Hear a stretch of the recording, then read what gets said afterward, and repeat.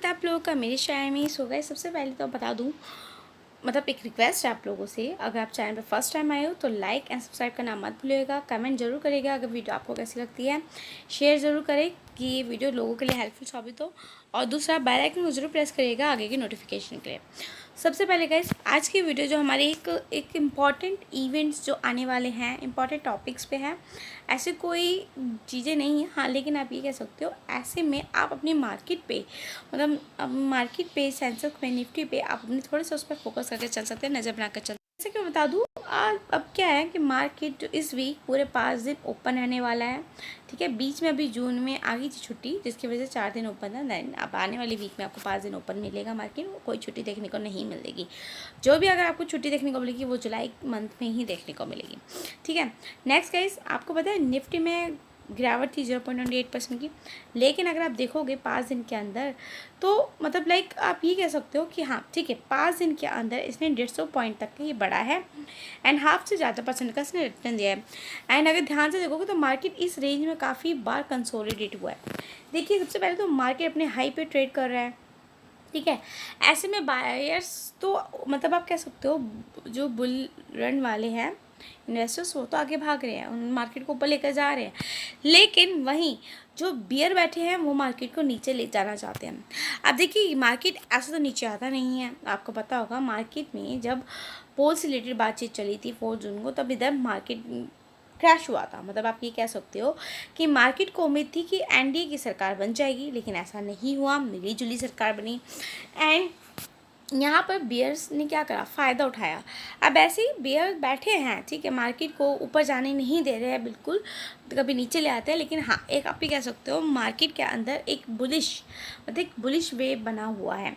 Market अब नीचे आने वाला नहीं है, क्योंकि मार्केट को कोई स्ट्रॉन्ग खबर चाहिए, कोई स्ट्रॉन्ग न्यूज़ चाहिए, कोई ऐसे ग्लोबल क्यू से जिसकी वजह से उसके अंदर गिरावट है। बट ऐसा कुछ भी नहीं है जो अभी मार्केट को देखने को मिल रहा हो। ठीक है, साथ क्या अब बात, क्या मुद्दा क्या रहने वाला है गाइस, इस हफ्ते ना यूएस का जीडीपी डाटा आने वाला है।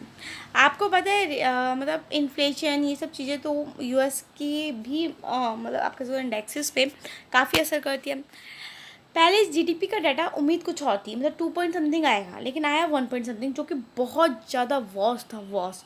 अब यही देखा जा रहा है कि यूएस का जीडीपी डाटा कैसा निकल गया था, क्योंकि अगर ये ख़राब निकल गया है तो ये डेफिनेटली अपनी मार्केट पे बहुत तगड़ा इम्पैक्ट भी कर सकता है, क्योंकि आपको पता है हर एक कंट्री एक दूसरे से कनेक्टेड है। ये चीज़ आपको क्लियर हुई।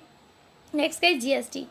जीएसटी से रिलेटेड आपको काफ़ी सारी चीज़ें सुनने को मिल जाएंगी, मतलब लाइक आप कह सकते हो कि रेलवे में जीएसटी हो गया, या आपका अब जैसे कि जीएसटी आपका एग्रीकल्चर से हटाने की बात की जा रही है।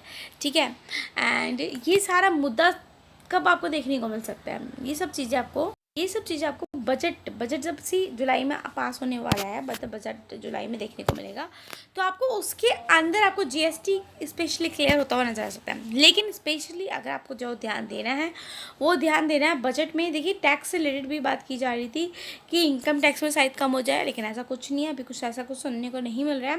लेकिन आप ये कह सकते हो F&O में टैक्सेस लगाने की बात हो रही है। पहले ये था कि उसको बिजनेस के अकॉर्डिंगली उसके स्लैब से वो पेमेंट होती थी, लेकिन अब इसको एक लॉटरी इनकम के तौर पे सरकार कह रही है, इसको देखा जाएगा, इसको क्रिप्टो करेंसी के तौर पे देखा जाएगा, इसमें टीडीएस भी डिडक्ट होगा।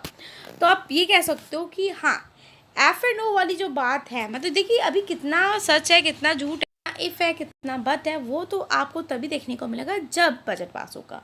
लेकिन ये सारी बातें हैं जो कि देखिए कहते हैं रूमर्स मार्केट को हिला देता है, कहीं ना कहीं हल्का फुल्का सा तो इम्पैक्ट करता ही, आप ये कह सकते हो। आने वाले इस वीक में आपको ये सब चीज़ें देखने को मिल सकती है।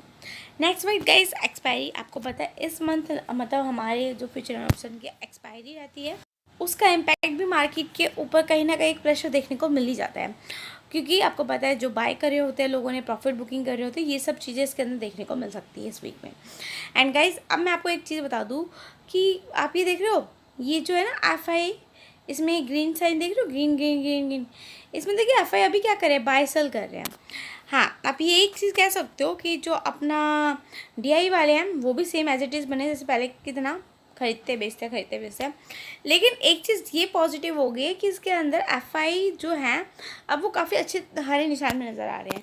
देखिए क्या होता है जब FI क्या करते हैं, जब मार्केट एक कुछ भी एक जियोपॉलिटिकल क्यूज़ ले लीजिए या कोई भी ग्लोबल क्यूज़ ले लीजिए, अगर चलते हैं तो एफआई वाले सेक्टर्स में ना सेलिंग स्टार्ट कर देते हैं। जब सेलिंग स्टार्ट होती है तो वो एक पॉइंट देखते हैं कि ठीक है यहाँ पर बाय कर लेते हैं, यहाँ सेल कर देते हैं, यहाँ बाय कर लेते हैं, यहाँ सेल कर देते हैं, ठीक है। लेकिन वो एक पैटर्न बना रहे होते हैं। देन अभी बाय सेल चल रहा है, देन देखिए जैसे ही चीज़ें जीडीपी का डाटा जो थोड़ा सा रेट कट हो जाएगा, इन्फ्लेशन थोड़ा सा नीचे आ जाएगा, देन आप देखेंगे यहाँ buying buying buying buying buying buying start हो जाएगी एफआई वालों की। तो गाइज ये एक पॉजिटिव आप कह सकते हो न्यूज़ देखने को मिल सकती है। आप देखा जाए जो इंडियन रुपी है ना वो बहुत ज़्यादा कमज़ोर होता जा रहा है। क्यों? क्योंकि अगर ये 84 पे चला गया, हम बहुत सारी चीज़ें इंपोर्ट करते हैं हम अभी भी, और उसको पेमेंट करने के लिए हमें डॉलर चाहिए होता है, वो डॉलर करेंसी यूज़ होती है, ठीक है। अब डॉलर करेंसी यूज़ होती है, उसके लिए हमारा रुपया स्ट्रांग होना चाहिए, रुपया लेकिन हमारा बहुत वीक होता जा रहा है। अगर इसका बढ़ना हमारे रुपये के लिए काफ़ी ज़्यादा एक नुकसानदायक साबित हो सकता है, आप ये कह सकते हो। और देखो आए दिन हमेशा डेली ही सेबी से रिलेटेड और आरबीआई से रिलेटेड न्यूज़ आती ही रहती है, इसका कहीं ना कहीं एक इम्पैक्ट देखने को मिलता है, ठीक है। सेबी कुछ एक और भी कुछ नियम से एक रूल्स लेकर आ रहा है, उस पर भी थोड़ा सा आप ध्यान दीजिएगा। इस वीक में आने वाले कमिंग वीक में आपको ये सब चीज़ें देखने को मिल सकती है जो कि हमारे मार्केट पे एक इम्पैक्ट डालती हैं, ठीक है। मार्केट में उतार चढ़ाव आते रहेंगे, कभी बेयरिश आएगा मार्केट तो कभी बुलिश आएगा। अभी देखा जा रहा है मार्केट हमारा बुलिश है। और कौन कौन से सेक्टर जो मेन फोकस में है, आपको रेलवे दिखेगा, डिफेंस दिखेगा, इंफ्रा दिखेगा, ठीक है। लेकिन धीरे धीरे आपको रिन्यूएबल भी देखने को मिलेगा, लॉजिस्टिक भी देखने को मिलेगा, केमिकल भी देखने को मिलेगा और रियल एस्टेट भी देखने को मिलेगा। तो मैं आपको ये देखिए हमारे जो अगर सेक्टर्स की बात की जाए तो बहुत मार्केट में बहुत सारे सेक्टर्स हैं, लेकिन एग्जैक्टली कौन सा सेक्टर जल्दी ग्रो कर रहा है, कौन सा सेक्टर जल्दी भाग रहा है, उसको देखना पड़ेगा। अभी क्या है, हमारा जो गवर्नमेंट है, हमारा गवर्नमेंट क्या है, इंफ्रा पे ध्यान दे रहा है, ठीक है। अभी सड़कें बनी नहीं है, उस पर ध्यान दिया जा रहा है। रेलवे भी पूरी तरीके से डेवलप नहीं हुआ है, उस पर भी ध्यान दिया जा रहा है। डिफेंस में भी ध्यान दिया जा रहा है, क्योंकि अभी सारी चीज़ें पैसा आएगा, कैपेस आएगा, तभी तो चीज़ें एक ग्रो होंगी, इम्प्रूव होंगी, ठीक है। और दूसरा एग्रीकल्चर, जो कि हमारी अभी खेती बाड़ी का बहुत ज़्यादा नुकसान हुआ है 2020 के अंदर, जब कोरोना आया था। देन उस पर भी, और देखते हो आप हीट वेव्स बढ़ रही है, ग्लोबल वार्मिंग हो रही है, इस पर भी थोड़ा सा सरकार ध्यान दे रही है।